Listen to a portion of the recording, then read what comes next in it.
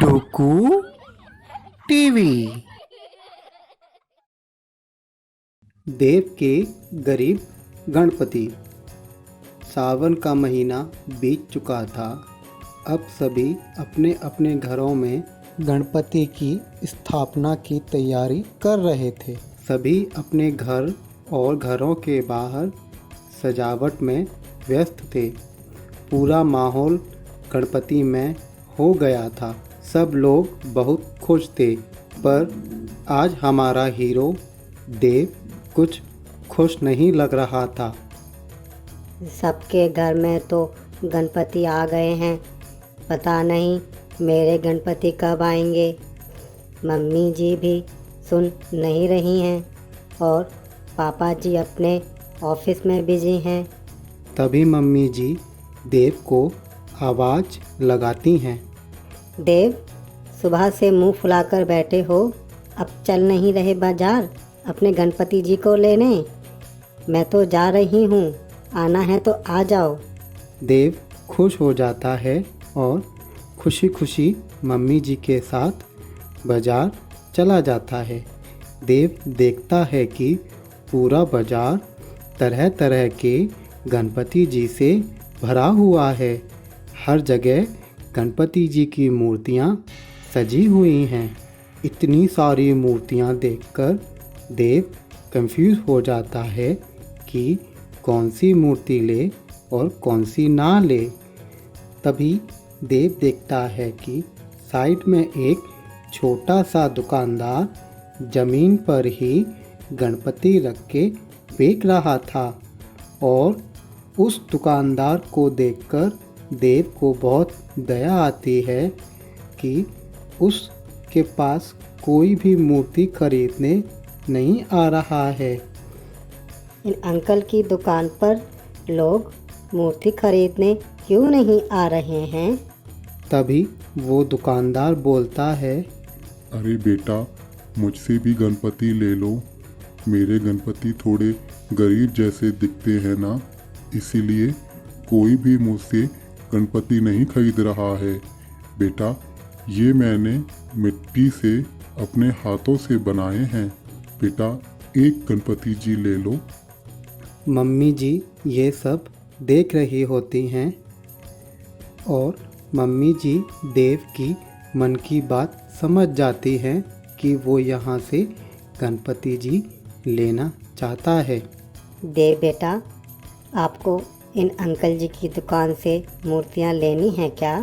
वो कुम्हार अंकल हैं जो मिट्टी से सारी चीज़ें बनाते हैं, जैसे मिट्टी का घड़ा, मिट्टी की कटोरी, मिट्टी के गिलास, कुल्हड़ और मिट्टी की मूर्तियाँ और दिवाली के दिए। मम्मी जी की बात देव को ज़्यादा समझ तो नहीं आती है, पर वो दुकानदार अंकल को खुश करने के लिए मिट्टी के गणपति जी ले लेता है। दुकानदार भी बहुत खुश हो जाता है क्योंकि सुबह से उसकी एक भी मूर्ति नहीं बिकी थी। पर गणपति जी की फिनिशिंग थोड़ी अच्छी नहीं होती क्योंकि वो मिट्टी से और हाथ से बने होते हैं। अब तो खुश होना दे बेटा, आपके गणपति आ गए और मैंने भी बाकी की शॉपिंग कर ली। अब हमको घर चलना चाहिए। थैंक यू मम्मी जी। अब जल्दी से घर चलो, फिर गणपति जी की स्थापना भी करनी है और पूजा में भी तो टाइम लगता है।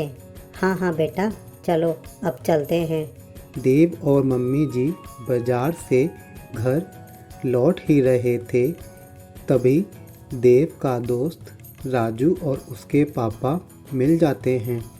वो लोग भी अपने घर के लिए गणपति जी लेके जा रहे होते हैं और राजू के गणपति बहुत चमकदार लग रहे थे, पर देव के गणपति मिट्टी की होने की वजह से चमक नहीं रहे थे और देव अपने गणपति जी को छुपा लेता है।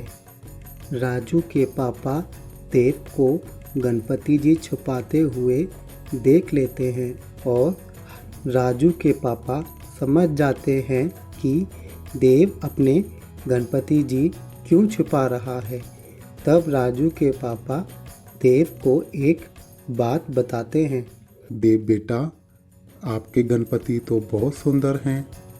आपको पता है आपके गणपति जी इको फ्रेंडली गणपति जी हैं। जब हम मिट्टी के गणपति को विसर्जित करते हैं तो वो कुछ ही दिनों में मिट्टी में मिल जाते हैं। इससे हमारी प्रकृति को कोई भी नुकसान नहीं होता।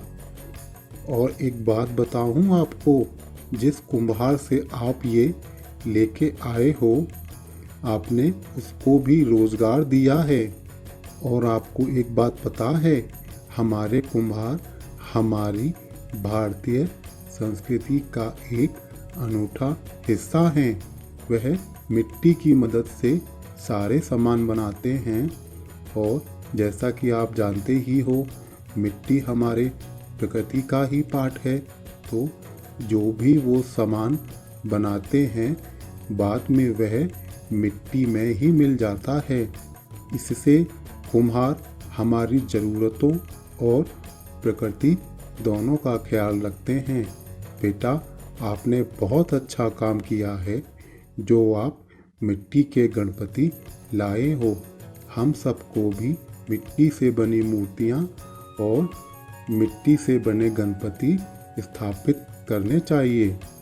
और राजू के पापा की बात सुनकर देव और देव की मम्मी को बहुत खुशी होती है।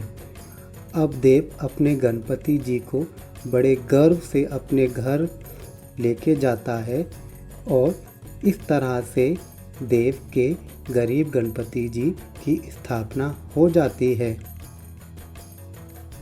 इस तरह की और वीडियोस देखने के लिए आप हमारे चैनल को लाइक कीजिए, सब्सक्राइब कीजिए और कमेंट कीजिए। Thanks for watching the video.